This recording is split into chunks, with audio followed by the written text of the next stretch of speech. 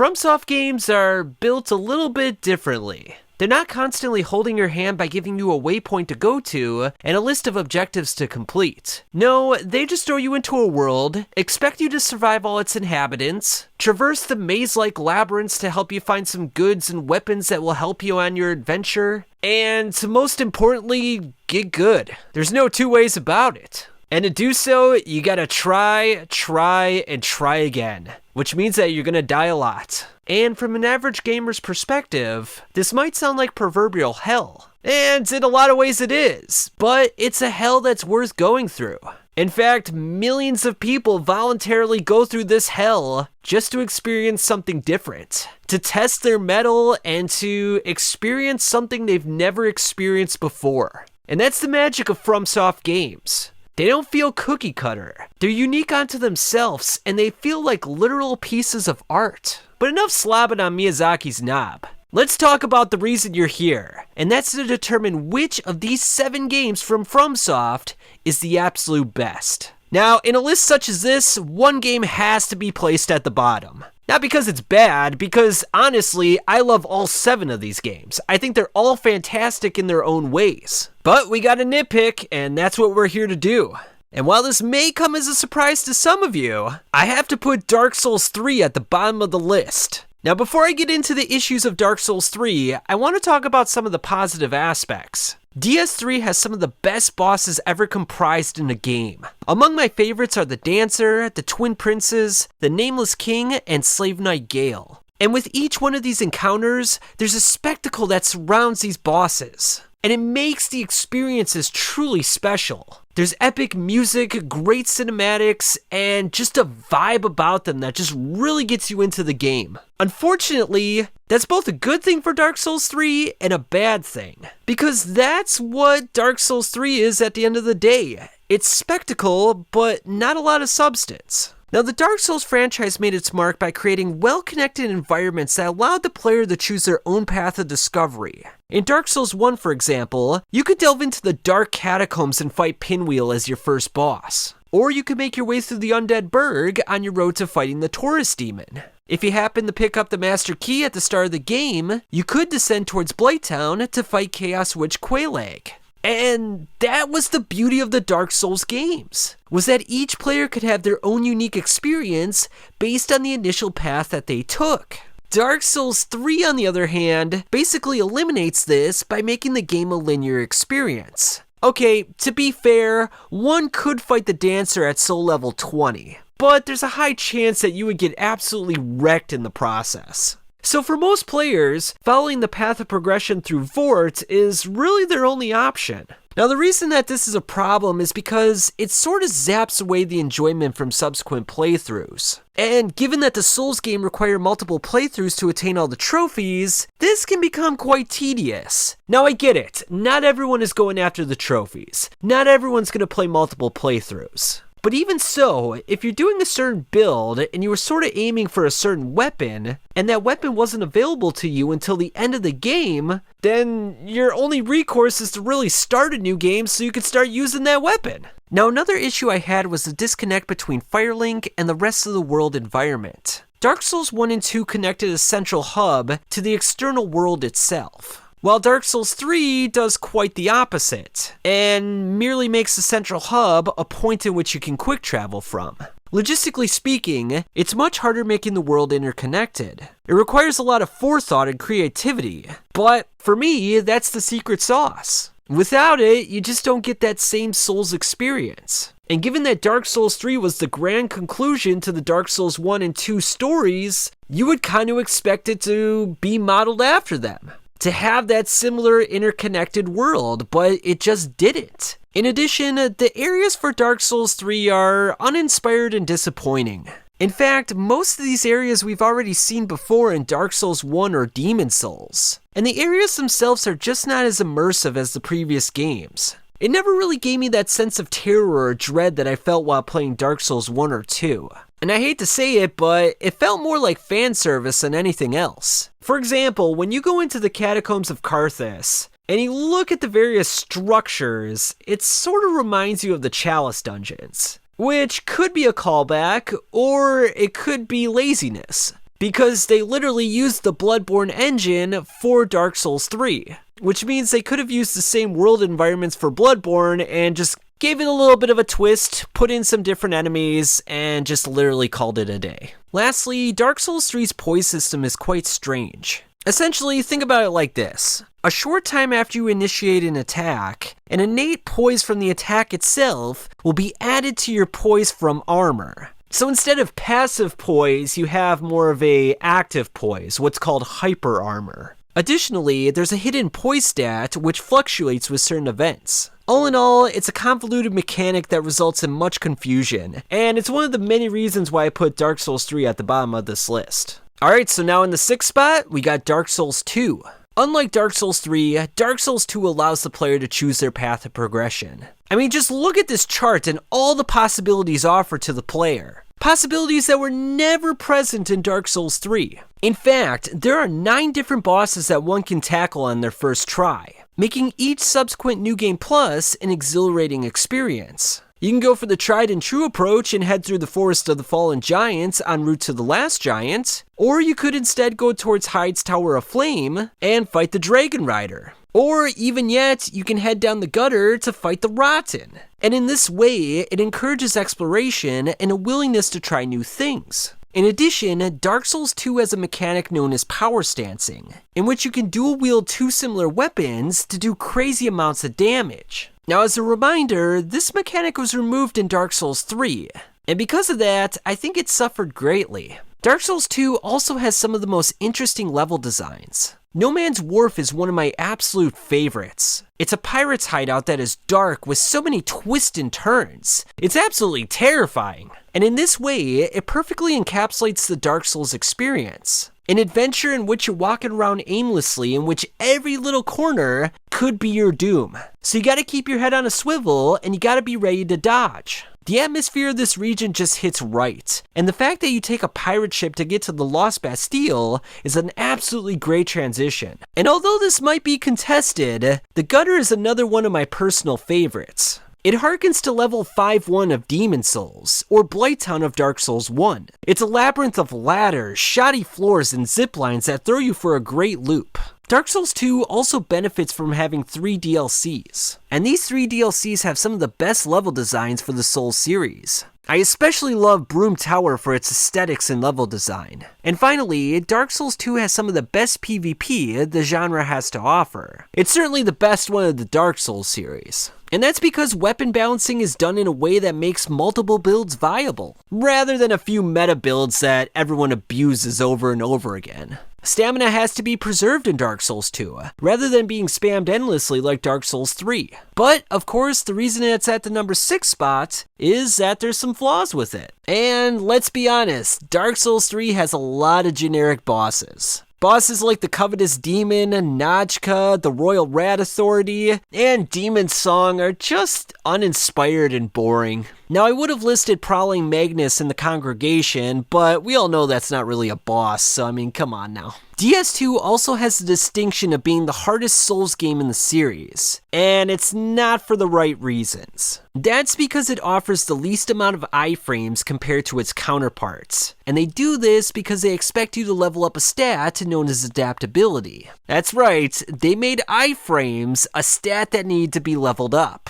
And in this way, they created an artificial level of difficulty that most found quite frustrating. DS2 also has some of the worst runbacks to bosses I have ever seen. In the Iron Keep, you have to make your way through a slew of Elan Knights that literally get aggroed onto you if they merely catch a whiff of your foul stench. They're unreasonably fast, aggressive, and make it nigh impossible for you to rush your way over to the Smelter Demon. So you're literally forced to kill every last one of them on your way to the boss. And remember, you don't get iframes when you're going through the boss fog, so if you decide to let one live, you're really taking your chances. And for the love of God, don't even get me started on the run back to the Executioner's Chariot. I mean, Jesus Christ. Oh, before we move on to the next game, I forgot about this. The addition of Bonfire Ascetics was an absolutely brilliant decision on FromSoft's part. For those who forgot, this was a in-game mechanic in which you could refight a boss in an area by essentially resetting the area itself. In this way, if you wanted to farm large amounts of souls, you could do so. And the benefit of doing this is that if you had a specific build in mind and you needed a high level of stats to pull it off, you could get those stats relatively quickly. So I know that Dark Souls 2 is the redheaded stepchild of FromSoft games, but I really think it's misunderstood, and I think there's a lot of positives to it. And for my money, I'll take it over Dark Souls 3 any day of the week. Alright, so for number 5, huge shock, and I'm probably going to get a lot of backlash for this one, but here we go.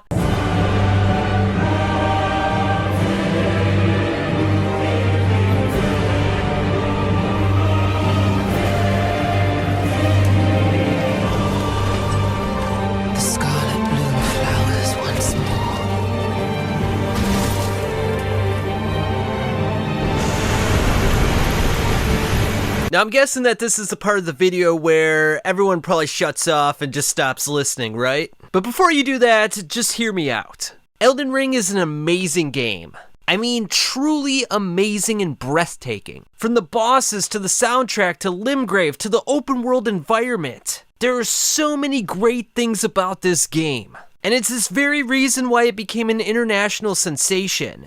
On top of that, there are a wide selection of weapons and builds and legendary boss fights. Bosses like Starscourge Radahn, Melania Blade of Mikola, Moog Lord of Blood, and Malekith the Black Blade. They all became indelible memories within our own minds. The legacy dungeons are beautifully constructed, and the addition of a jump attack was a much needed mechanic. I mean, let's be honest, there's nothing like following up a jump attack with a vicious visceral to the face, or knocking someone off of their horse and skewering them when they're on the ground. The PvP is wildly addictive and is a great place to try out new builds and weapon arts. Literally, I could talk hours about why I love Elden Ring. So it ultimately begs the question, why so low on the list? Sadly for me, Elden Ring has quite a few issues that I cannot ignore. Now, while exploring the open world environments is fun and engaging, it really starts to feel like a chore in the later parts of the game. And for a lot of players, myself included, I want to explore every cave. I want to explore every dungeon. I want to see every weapon art, every piece of clothing. I want to see it all. But to see it all, you literally have to do the same thing over and over and over again. It becomes much like the Chalice dungeons of Bloodborne, which is kind of funny because it seems like a lot of these caves are modeled after the Chalice dungeons. It's like FromSoft just can't get rid of this design, like they gotta use it in every subsequent game now. And not only are the dungeons repeated time and time again, but the bosses for those dungeons are repeated time and time again. In the course of the game, you encounter the Erdtree Burial Watchdog 5 different times.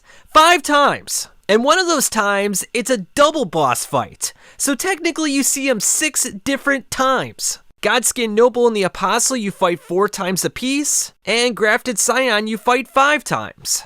In fact, according to MILFHunter77 on Reddit, that's a great fucking name by the way, there are 169 repeated boss encounters in the game.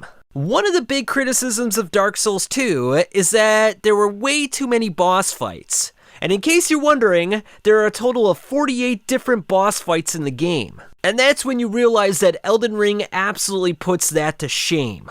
So where it's a bad thing in Dark Souls 2, it's being praised in Elden Ring, and I think that's the wrong mindset. I want boss encounters to feel special. I want them to be different. I want to go in there with the fear of not knowing what's coming next. If I've already fought a boss 2, 3, 4 different times, I already know the movesets. I already know how to defeat them. So where's the joy? Where's the discovery? Where's the angst? Where's the pressure? It's just not there. When you enter that boss fog for FromSoft games, you're supposed to feel anxiety. You're supposed to have a little bit of an edge. But if you enter that boss fog and then you're like, oh, this again, you're just losing a huge part of the game right there. And when that happens time and time again, it really zaps away a lot of the enjoyment. Now I get it, you don't have to do all these encounters, but if you're gonna put it in the game, then you're gonna expect that some people are gonna wanna do them. They're gonna be completionists, they're gonna wanna get every weapon, they're gonna wanna get every piece of armor, and they're gonna have to do this experience time and time again. And I'm sorry, but it's just a bad experience. And speaking about reused enemies, we have to talk about the mountaintop of giants. And I can already hear the collective groans through the screen. This place is absolutely filled to the brim with reused enemies. The land is barren, everything is far away, and it just sucks. On top of this, there's a massive difficulty spike that is like nothing else in a FromSoft game. Enemies are damage sponges that hit with the force of a Mack truck. If you overleveled the entire game, this is where FromSoft gives you a reality check. Because there's no amount of overleveling that's going to get you ready for this place. Because just when you thought you were getting the hang of things, just when you thought that this game was within your grasp, FromSoft decides to overtune every last boss to the absolute max levels of insanity. And all these late game bosses have insane mechanics that are specifically designed to make your life a living hell. For example, Malekith lowers your max HP with his Death Flame. The Radagon/Elden Beast final boss fights is an AoE nightmare. Millennia actively heals herself every time she lands a successive hit, even if she's hitting your summon or when you got your shield up.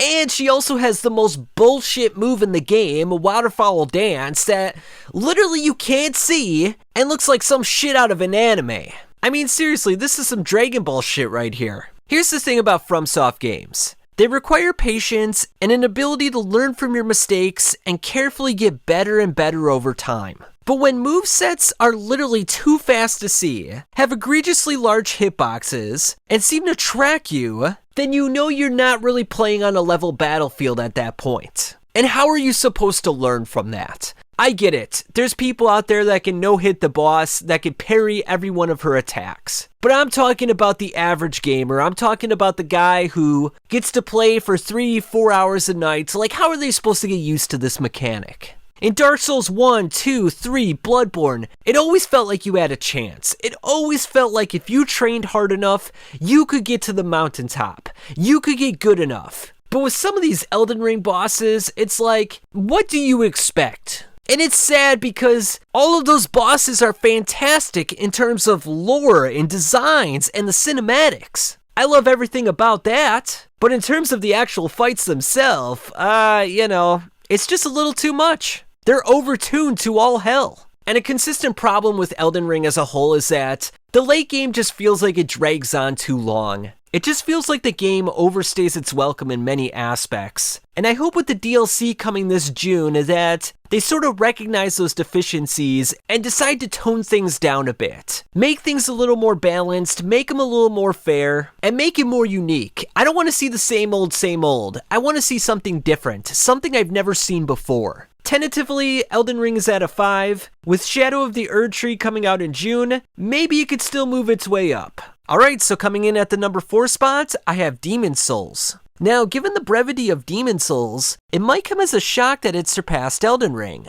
But for me, Demon Souls is just pure bliss. Demon Souls originally came out on February 5th of 2009, and was later remade by Bluepoint Studios in 2020. Now, Demon Souls is everything I want from a FromSoft game, and there's 2 things I look for: memorable bosses and iconic world environments. Demon Souls has no waste, no unnecessary bosses, and no ridiculous mechanics. The atmosphere is on point with each of the 5 worlds, and World 3 in particular, Latria, is one of my favorites. Actually, if I think about it, it is my favorite world environment in any FromSoft game. The world feels like a Lovecraftian horror film. And with any Lovecraftian-inspired area, you need something that resembles a Cthulhu.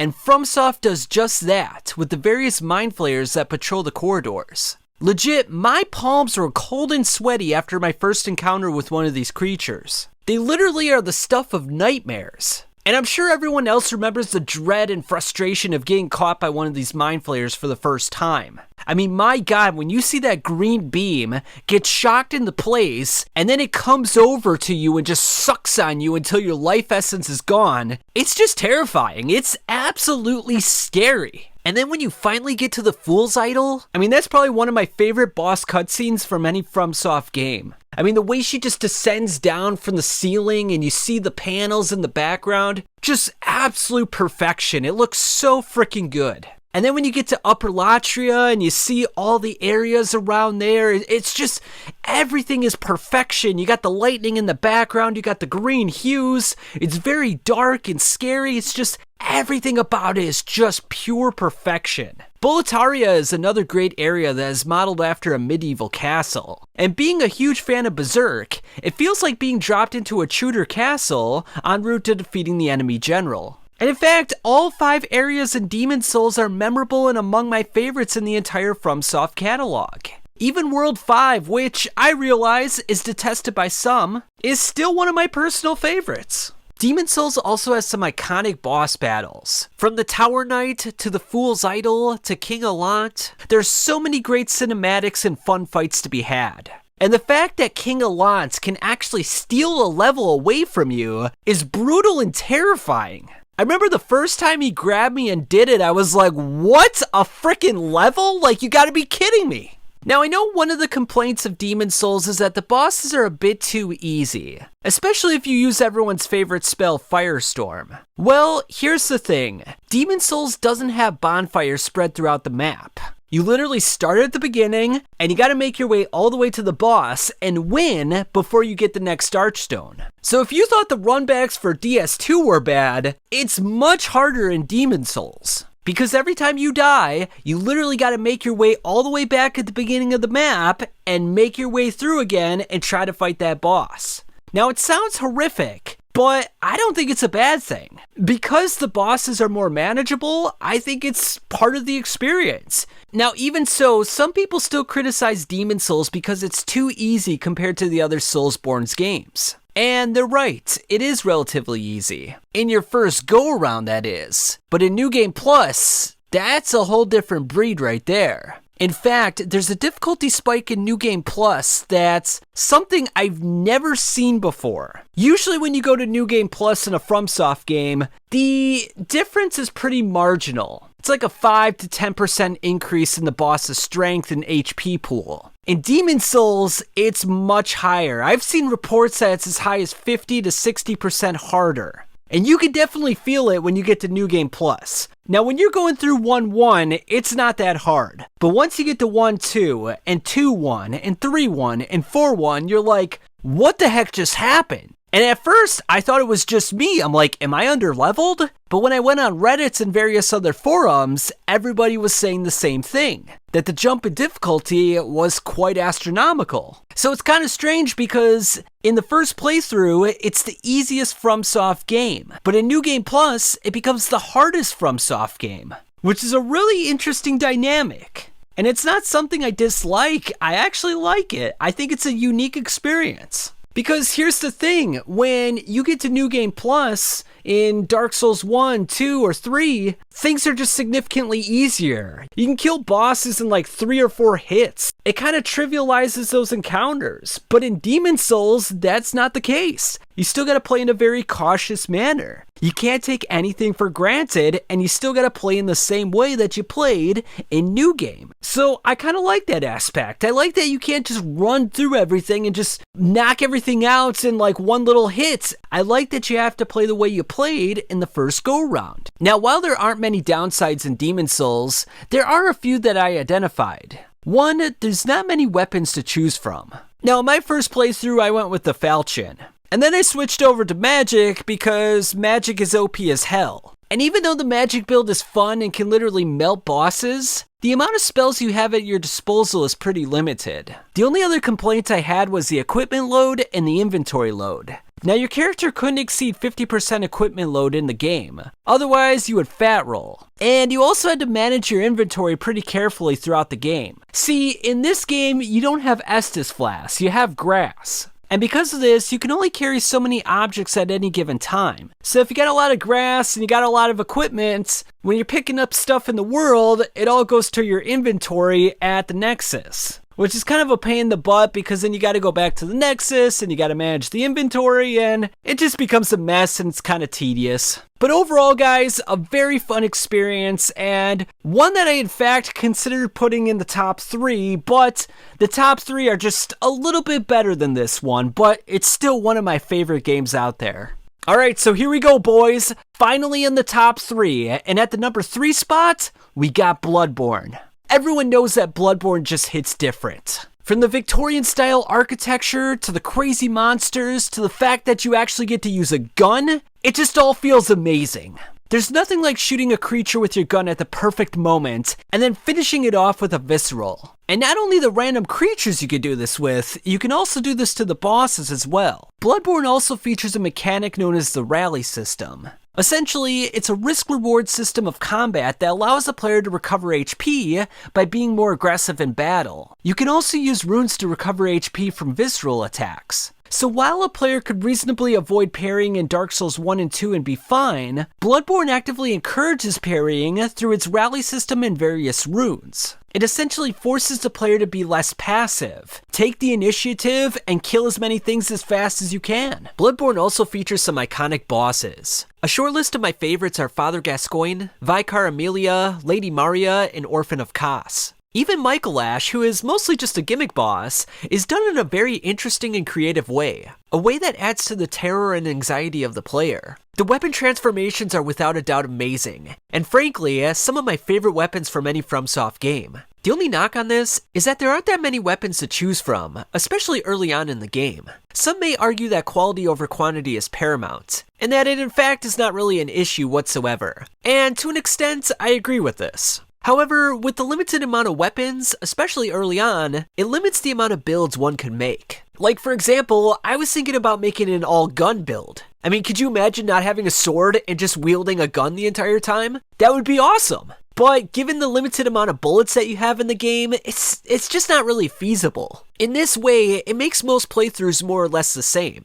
Nevertheless, it pales in comparison to Bloodborne's main issue, and I think we all know about this one. The lack of 60 FPS. And I hate to say it, but while I love the aesthetics in the cutscenes, some of them just kinda look bad because of the frame rate. And it's quite a shame because for a game as great as it is, you would hope the quality would be up to snuff. There were so many cutscenes that could have looked so much better with 60 FPS. And if Bluepoint is up for making another FromSoft remake, I wholeheartedly vote for Bloodborne. Finally, the fast travel system in Bloodborne is tedious and annoying. Players have to teleport back to the Hunter's Dream each time they want to teleport to a different location. And because there's no images for the locations, just the names, I found myself forgetting where to go half the time. And then I would have to waste minutes going back and forth between the Hunter's Dream and the new location. It was just very tedious and boring. And even though I don't really consider this a knock, some people will say that the Chalice dungeons were a bit tedious. I think as long as you do it one time and one time only, it can be a fun experience.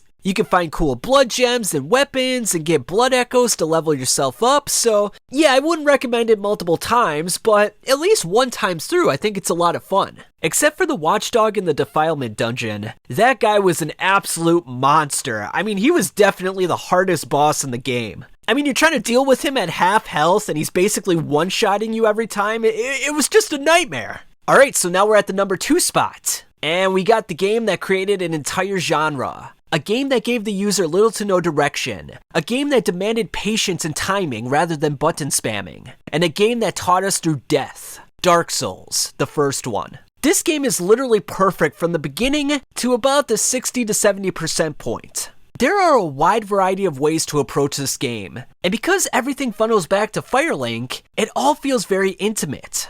I'm sure we all remember that time we took the elevator from the Undead Parish to Firelink Shrine, and just getting that feeling of joy of knowing that safety was close at hand. Or riding the water wheel up from Blighttown to traverse your way up to the elevator that would once again lead you back to Firelink. The interconnectivity is elegant and well thought out, and it's a hallmark of the game. Like I mentioned earlier, you could choose your path to discovery.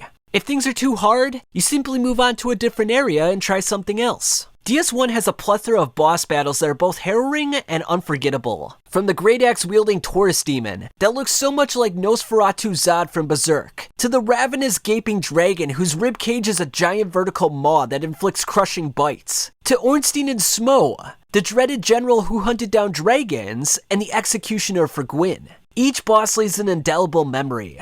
The lore is fantastic, and the battles are great learning experiences. Like I said earlier, from the beginning to about the 60-70% point of the game, it's absolute perfection. Sense Fortress feels like a dungeon from Zelda or D&D. The traps are deadly, the monsters are brutal, and it's just a great dark labyrinth. The moment when you get transported from Sense Fortress to Anne Orlando is one of the greatest and most shocking cutscenes I've ever seen. And that's the thing. Dark Souls 1 has so many iconic scenes and areas. It's no wonder DS3 attempted to recapture that lightning in a bottle again, because in the original form, it was brilliant. Now, unfortunately, DS1 cannot hold the #1 spot for me, and that's because of one unfinished area in the game, Lost Izalith. Now, where DS1 excelled at level design in the beginning of the game, it takes a huge step back in Izalith. In Izalith, areas are large, empty, and uninspired. Bosses like the Taurus Demon and the Capra Demon are reused ad nauseum. Now I get it, there was a deadline to meet, and unfortunately, Lost Izalith suffered those consequences. The bounding demons, i.e. the dinosaur butts, are especially egregious. What's more, they don't even really do anything, as it's pretty easy to avoid them without getting them aggroed.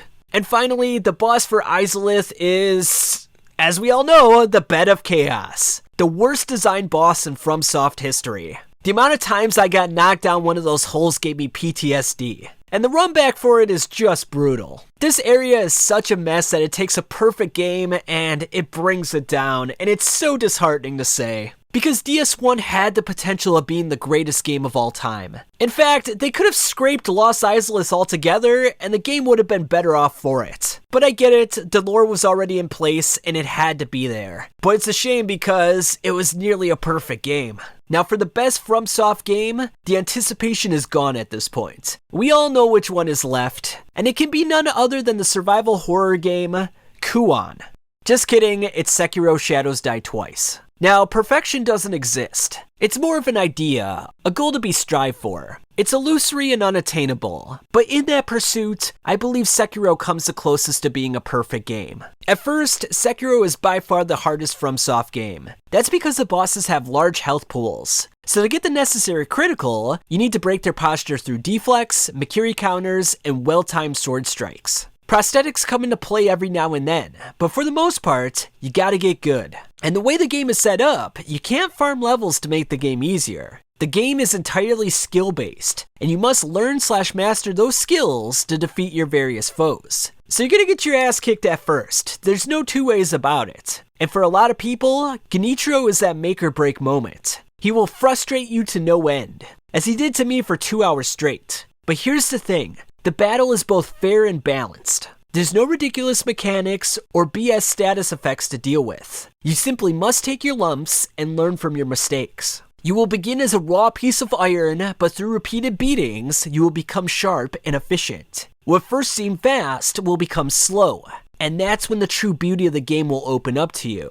And in this way, Sekiro's combat system, once mastered, becomes the best in the FromSoft catalog. The seamless transitions between the death blows to the cutscene animation is like nothing I've ever seen before. It feels like poetry in motion. Sekiro also features some of the most beautiful environments I've ever seen. Fountainhead Palace is truly breathtaking. It literally feels like a painting come to life. The vision and the art direction was on point for all the phases of the game, and I can't really point out an area that I dislike. Every area has its own charm and beauty. And that's where I'm at with Sekiro. I can't really identify any flaws or missteps. Everything is executed with precision and grace. There's no BS mechanics, no overpowering your character, no summons, and very little to no cheese tactics. You can enhance your attack power through Divine Confetti and Akko Sugar, but it's not going to be a substitute for skill and timing. Now, even though Sekiro is as close to perfect as you can be, there's some minor deficiencies to note. And I wouldn't even really call them deficiencies, but it's just for the lack of a better term. One, the lack of build variety limits replay value. Now, of course, to give everyone that same learning experience, build variety had to be limited. It was a necessary evil in a way. But for some people, it feels like a hindrance to the game. The only other issue that I could identify was that you had to hold down the square button every time you wanted to pick up enemies' items and money. And when I was going through my first time, I forgot to do this on several occasions, which turned out to be quite a pain in the butt. But besides that, I really couldn't identify anything else. And the quote-unquote issues that I listed are more so just quality of life issues. They're not really like game-breaking mechanics or anything like that. And in this regard, Sekiro is in a class by itself when it comes to combat, stealth assassinations, cinematics, aesthetics, and overall gameplay. It's truly like nothing else I've ever played before. And in a way, once you play Sekiro, you sort of understand that you're never going to find a game that's going to give you that same experience again. Some may come close, but in my regard, Sekiro is at the top of the mountain. So that's my list, guys. As a brief reminder, I've got Sekiro at 1, DS1 at 2, Bloodborne at 3, Demon Souls at 4, Elden Ring at 5, Dark Souls 2 at 6, and Dark Souls 3 at 7. I had a great time producing this video, and if it does really well, I'll rank all the best FromSoft bosses from all 7 games. So anyway, thanks for listening, and I'll catch you on the flip side.